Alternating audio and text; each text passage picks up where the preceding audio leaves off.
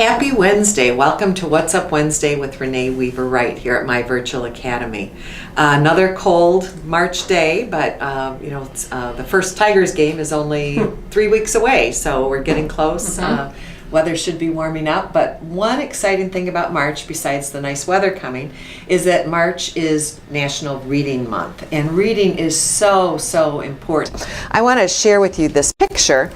And this is a really special picture to me. I had an aunt who passed away just a couple years ago at 101 years old, who never had any children of her own, but she was an elementary school teacher, and she had this picture in her house, and she also had in her house a great big chest of books that when you would go to her house to visit her, you got to pick a book out from her chest of books, and it was such a special thing.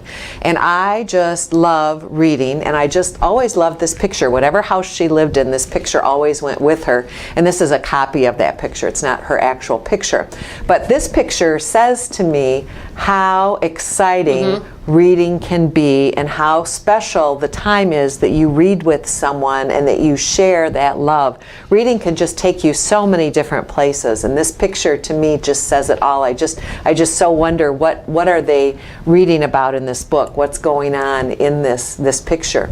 So today, and we're starting our series on reading, we have Jennifer Krautner, who is our registrar for my virtual academy, and she's going to talk with us about reading with elementary age children. Next week we're going to talk about middle school kids, the week after that high school kids, but this week is reading with your elementary age children. And so Jen, who's our registrar here and has been with us, gosh, 11 years, almost 11 years. It's a long time. Yeah, is going to talk with us a little bit about some tips for reading with kids. So Jen, if you want to share with us some of the things that you've got there. And like reading always holds a special place in my heart. Like reading was my first love. I was talking to my mom about it last week, and she's like, you realize every time we went somewhere, you always had to have a book with you. Like even if we were going 2 miles down the road, I had to bring my book with me. So with elementary students, like just some ideas or tips that I have with elementary students is take them to the library. Oh, okay. Take them to your local library, have them choose out a book that they would like to read. That they let them pick have ownership in picking out their own books. Because that way they'll be a little bit more interested in the subject matter, more likely to read it and enjoy it. Another thing to keep in mind is like comprehension. And I worked on this with my nephew who's in kindergarten right now. We'd always read a book, I'd read a book to him, and then I would ask him what I read to him. So that way he's working on his comprehension skills, remembering what we read. If you do that a few times with your elementary age student, they'll know you're going to ask them that. So Jen, is that like having them retell the story after you've read the story to them? Have them retell the story and what parts did they like, what parts did they not like? And that way their mind's always going when you're reading them that story. They know if you ask them a few times, they know, oh, she's going to ask me again. I better remember what we're reading. Right. Another thing, just try and make it fun for the students.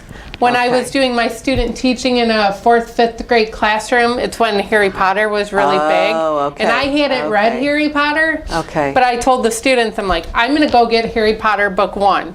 And I challenge you to read this many pages, and then we'll talk about it the next day. And there were some students who weren't reading a book at all, but they would get their pages done just so we could talk about it. So challenge your students, make it fun for them. If reading starts off as fun, they're more likely to continue on with the reading, which we all know will carry over into their schoolwork. The more you read at the elementary age or a younger age, easier it'll be for your homework. That's what I always tell kids too. If you put in your time now, when you're reading later on, you'll read a lot quicker, you'll remember what you're reading, it'll be a lot easier road for you. I have 3 kids, and the one who is the best reader and I think enjoys reading the most is the one that I read to the most. Your oldest? When they were a child. No, my youngest, my youngest, because I realized by that point that how important the reading was, and so that I really saw the and maybe it just would have been that way anyway had I not read as much to him, but I know that he's my one that seems to have the strongest love of reading. And then there were, you know, another one of mine that it was challenging to get them to read a book. And one of their teachers told me one time was, have them read anything. Have them read the menu in a restaurant. Have them read baseball cards to you. Just whatever, the signs on the road. Just because there's a lot more to reading than just reading in books. So that whatever they can pick up and read to you that's a good thing. And that's something you can do in the kitchen. That's something you can do in the car, you know.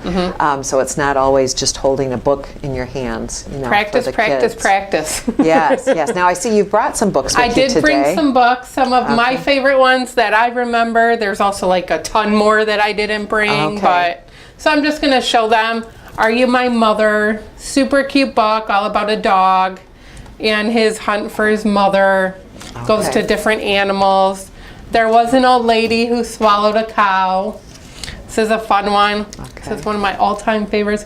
Alexander and the Terrible, Horrible, No Good, Very Bad Day, which I believe was made into a movie. Yes, I think so. Another thing you can also do, read the book with your child. If they're of the age to read, have them read the book and then reward them with seeing the movie. That could be a great reward. Good idea. The Cat in the Hat. We all know the Cat in the Hat. That famous Dr. Seuss hat there, the red and white one. Good old Dr. Seuss. Yeah. And then Don't Let the Pigeon Drive the Bus. And we're actually here doing a book drive for a local elementary school. And this is actually, another copy is in the donation box to go to Rainbow Elementary. Right. We are doing a book drive for a local elementary, Rainbow Elementary. And then we're having an adult book exchange tomorrow too, and making bookmarks. And we were just talking about it. I'm very excited for it. I already have my book I'm going to swap in my desk. And I'm excited to get a new book because I think I haven't been reading because I've read all the books I have. So I'm excited for a new book tomorrow. So the key takeaway points, Jen, that you would, to summarize what you've said for our listeners today is practice. Practice. Practice. Have your child practice, like Renee said, reading anything. Reading the ingredients on a cereal box or words on a cereal box. Practice, make reading fun. Don't make it a task or a chore. And also have your child pick out their own books. Pick out their own books, And I think that would definitely help with, so reading isn't such a struggle. If they picked out the book, they're more likely to enjoy reading it. Take your kids to the library. Library. Do a book swap with your friends. That's a great one. Children's books, change books around so that you don't have always the same books. Although my kids always seem to want the same book read every time. I do that with my nephew. I'm like, you have stacks and stacks. I want this one. Right. Can't say no. Well, good. And then the books that you have picked out are kind of lower level books. Now, lower elementary. What might be some chapter books? Excuse me, that the upper L kids might be interested in, like the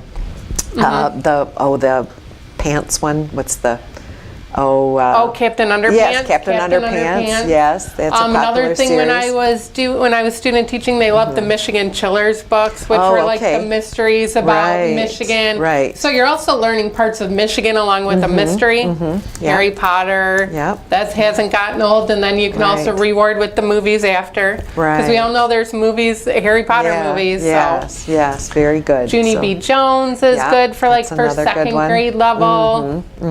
And really just any chapter books for like the upper age. Even Nancy Drew. Nancy Drew's a good one. Party Boys. Going back to that. I was big into the Babysitters Club when I was younger, and I had to get one every single month. That was my reward. And for me it was The Little House in the Prairie, and I read Little House in the Big Woods, and all of those books.